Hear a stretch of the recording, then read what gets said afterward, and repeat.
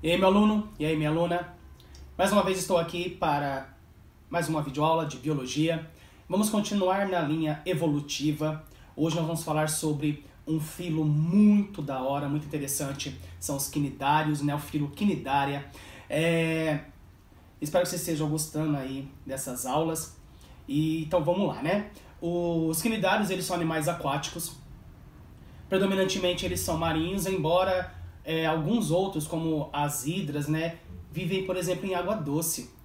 Na linha evolutiva, esses caras eles agora vão apresentar algumas estruturas que não existiam nas esponjas. Então, a primeira vez agora vai aparecer uma cavidade digestória, o que não acontecia lá nas esponjas. Agora, pela primeira vez, vai aparecer um sistema nervoso bem simples, difuso. Sim, mas vai aparecer. E agora o mais interessante, um sistema de defesa. Esse grupo, eles apresentam uma célula urticante que causa queimaduras, paralisia e, dependendo, até a morte. Então, meu aluno, eu, professor Josemar Ferreira, convido a você para mais uma aula de biologia.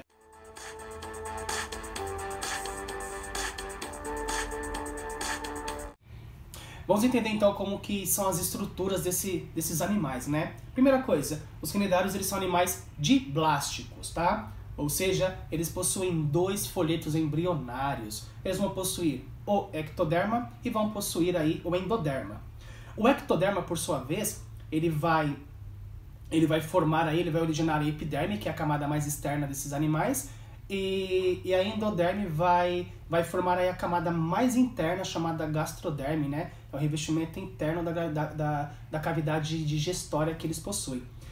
Entre uma camada entre a outra, entre a endoderme e a ectoderme, existe a mesogleia, que é uma massa gelatinosa que é composta por material acelular. Os quinidários, eles são encontrados na forma de pólipo e na forma de medusa. Os pólipos, eles são fixos e as medusas, elas são de vida livre, ou seja, elas conseguem nadar, tá? Os pólipos, eles têm um aspecto cilíndrico e aí a base dele é fixada no substrato. A parte de cima é livre, vai haver uma boca e nessa boca ela vai estar rodeada de tentáculos. Na ponta desses tentáculos vão existir aí os quinidócitos, né, os quinidoblastos, que são as células de defesa que eles possuem. Já a medusa, né, ela tem a forma de guarda-chuva, né, algumas chamam até de umbrella, e aí ela é de vida livre, então os pólipos têm os tentáculos para cima, as medusas têm os tentáculos para baixo. A boca da medusa fica aqui na região inferior, né, também rodeada de tentáculos. Essa medusa, né, ela vai se movimentar por jato propulsão, né? Uma coisa bem sincronizada que vai expulsar a água que está dentro do corpo dela. As hidras que são de vida livre, elas se deslocam aí através de movimentos semelhantes a cambalhotas ou pelo deslizamento lateral. Os quinidários, eles possuem tecidos verdadeiros, eles possuem agora as células que são diferenciadas e alguns deles vão possuir a simetria radial. Nesse caso, são os animais que são fixos, são sésseis, né, que tem uma mobilidade reduzida, né? E outros vão possuir a simetria bilateral. E aí esses são os mais ágeis, né? Esses vão apresentar estruturas sensoriais que estão concentradas aí na sua região anterior, voltada para o sentido do movimento. Sobre a digestão deles, a gente pode dizer que eles possuem dois tipos de digestões, tá? A extracelular e a digestão intracelular. Esses caras vão possuir uma boca agora, o que não existia antes. Só que ele tem só essa abertura. Essa abertura que é a boca, tanto serve para entrar o alimento, obviamente, como serve para sair os restos alimentares, tá? Graças a isso, eles são denominados de enterozoários incompletos, porque a cavidade digestória tem apenas uma abertura, que é essa boca, tá?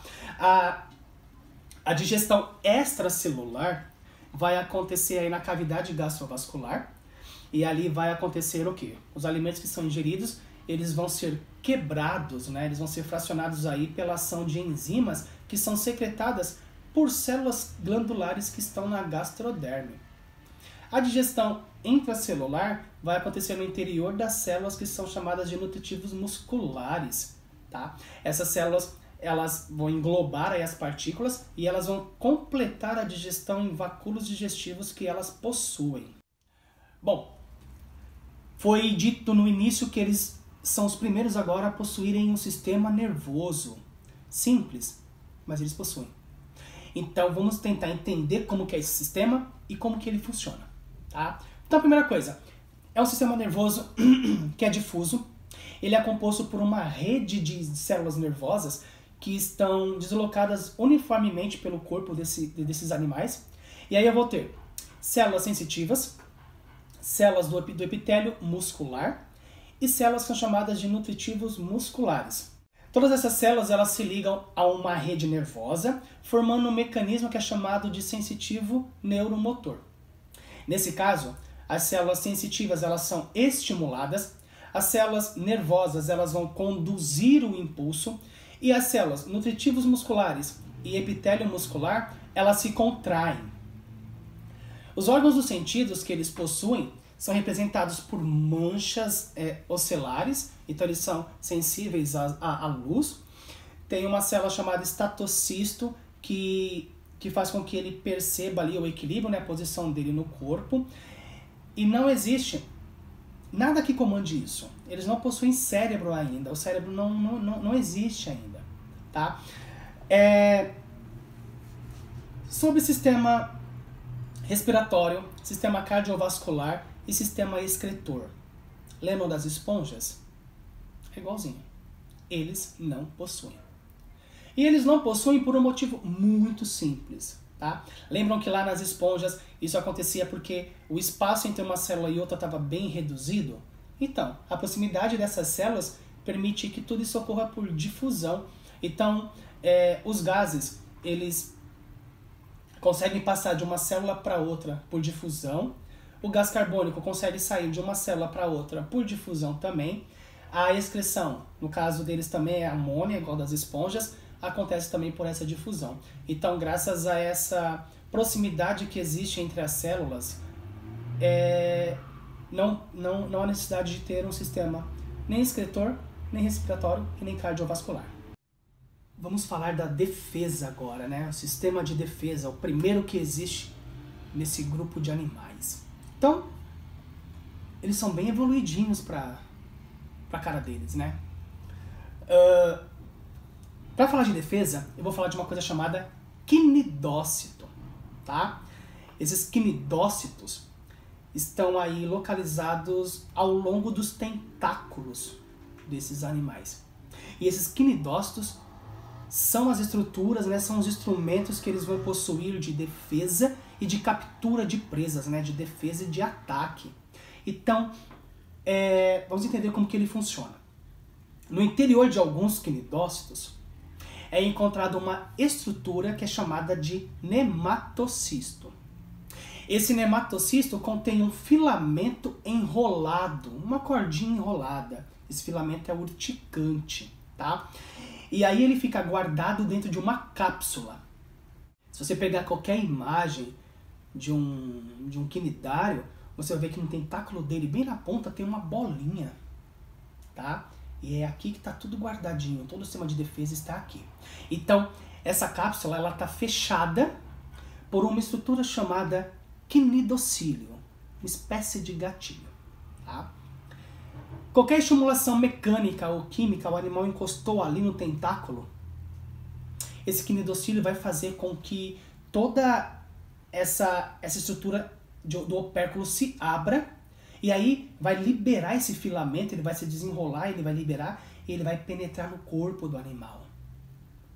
E ali naquele momento, o animal pode sofrer uma queimadura, ele pode sofrer uma paralisia, ele pode sofrer até a morte. Alguns nematocistos, né, não eliminam essas substâncias urticantes que causam a paralisia, a morte e essa queimadura. Mas eles podem envolver aí o corpo da presa, né, ou eles podem aí capturar essa presa por uma secreção que é pegajosa, tipo como se eles prendessem ela numa corda. A reprodução desses animais é muito semelhante à reprodução dos poríferos, né, das esponjas. Então eles possuem várias formas de reprodução, tá? Os cnidários, na sua maioria, eles são dioicos. O que é ser dioico, professor? É onde eu vou ter sexos separados, né? Embora não exista nenhum aparelho sexual ainda, mas um grupo nesse caso, vai produzir espermatozoides e um outro grupo vai produzir aí os óvulos, tá? Em geral, essa fecundação ela é externa, mas embora existem grupos, né? Existem algumas espécies que a fecundação ocorre no interior da cavidade digestória desses animais. E aí, frequentemente, o que acontece? O zigoto, ele vai originar uma larva. Essa larva ela é achatada, ela é ciliada e ela é chamada de plânula. Essa larva, uma vez livre do corpo da água viva, por exemplo, ou da hidra, ela vai nadar até ela se fixar num substrato. Fixando ali, ela vai dar origem aí ao novo indivíduo sem passar aí pela fase larval. As hidras também elas podem se reproduzir assexuadamente por brotamento, igualzinho foi falado na aula das esponjas. Mas algumas espécies também podem se reproduzir pela reprodução sexuada. E nesse caso também acontece igual às esponjas, tá? O espermatozoide vai ser lançado na água e aí ele vai nadar até encontrar um óvulo. Encontrado esse óvulo, né, vai acontecer aí as suas divisões, né? Esse zigoto ele vai se dividir e ele vai formar um pequeno embrião. E aí, uma vez esse embrião livre na água, forma-se aí, ele vai se originar numa nova hidra, também sem passar pela fase larval. O que acontece de diferente entre a reprodução dos cnidários e dos poríferos é que no ciclo de vida de determinadas espécies de cnidários, gerações de pólipo e de medusa, elas podem se suceder numa coisa que é denominada alternância de geração ou metagênese. Por reprodução assexuada, os pólipos vão originar medusas que geram pólipos por reprodução sexuada. Então funciona mais ou menos assim. Um pólipo, ele vai ser, durante toda a sua vida, pólipo. Ele vai nascer pólipo, vai se desenvolver pólipo, vai crescer pólipo e vai morrer pólipo. As medusas, elas nascem pólipo, se desenvolvem pólipo, são adultas medusas e vai alternando o seu ciclo. Então, para ficar mais claro isso, vamos imaginar duas medusas adultas, tá? Elas vão se reproduzir pela reprodução sexuada. O macho vai liberar seu espermatozoide, ele vai nadar, vai encontrar um óvulo e aí vai originar tudo que nós já falamos. E essa larva que vai sair, vamos chamar assim, ela vai se reproduzir de uma forma assexuada. Nesse caso, houve alternância de gerações. Uma hora ela foi pólipo e uma hora ela foi medusa. No final, ela vai voltar a ser medusa. Para finalizar aqui a nossa aula, vou falar agora para vocês sobre as classes de cnidários que existem, tá? São 4 classes, tá? Nós vamos ter os hidrozoários, vamos ter os cifozoários, vamos ter os antozoários e vamos ter os cubozoários, tudo bem? Então vamos começar pela classe antozoa, que são os antozoários. Nesse grupo, ele é um grupo restrito a pólipos. Então os pólipos aí, eles podem estar de duas maneiras. Eles podem estar isolados, sozinhos, tipo a Nemo lá do mar. Quem nunca assistiu aí Procurando Nemo, né? Se nunca assistiu, assista. E eles podem estar também em colônias, como o coral cérebro. Muito bonito.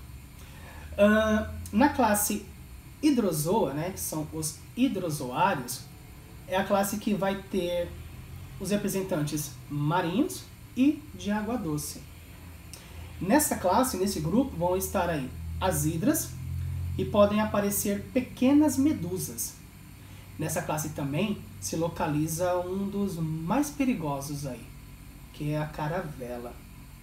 A caravela, ela é um conjunto de quinidários ali aderidos, tá?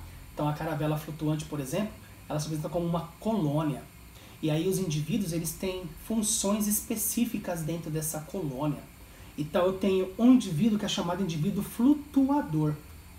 É uma bolsa preenchida por ar, que ela é quem vai direcionar, né? Então ela se locomove, né? Pela onda, pelo vento. Atrelado a ela, eu vou ter colônias de quinidários que vão ter funções específicas. Algumas colônias podem estar responsáveis pela alimentação. Outras colônias ali que vai estar pendurada pode estar atrelado à função de defesa.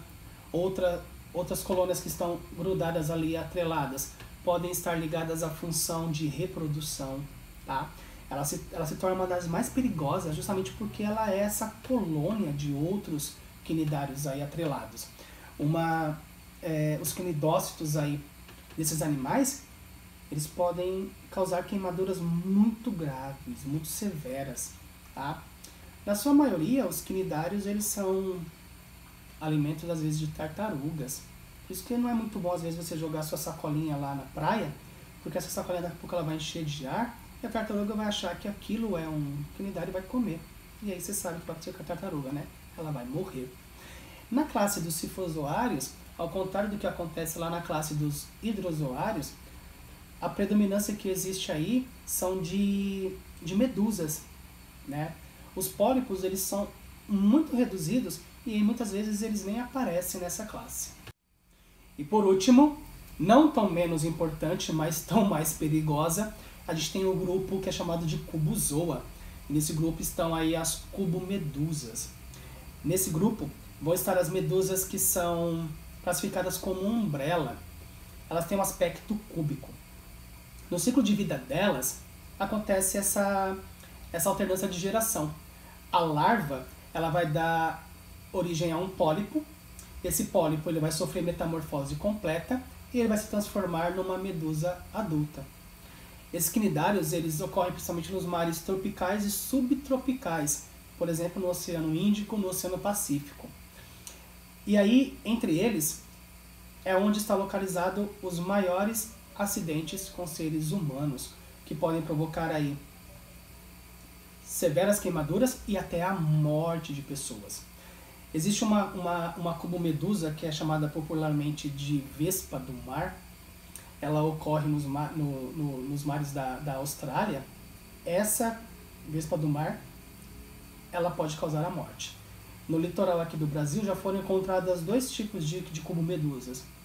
Porém, elas não causam tantos danos quanto a vespa do mar causa. Então, meu aluno, a evolução está só começando.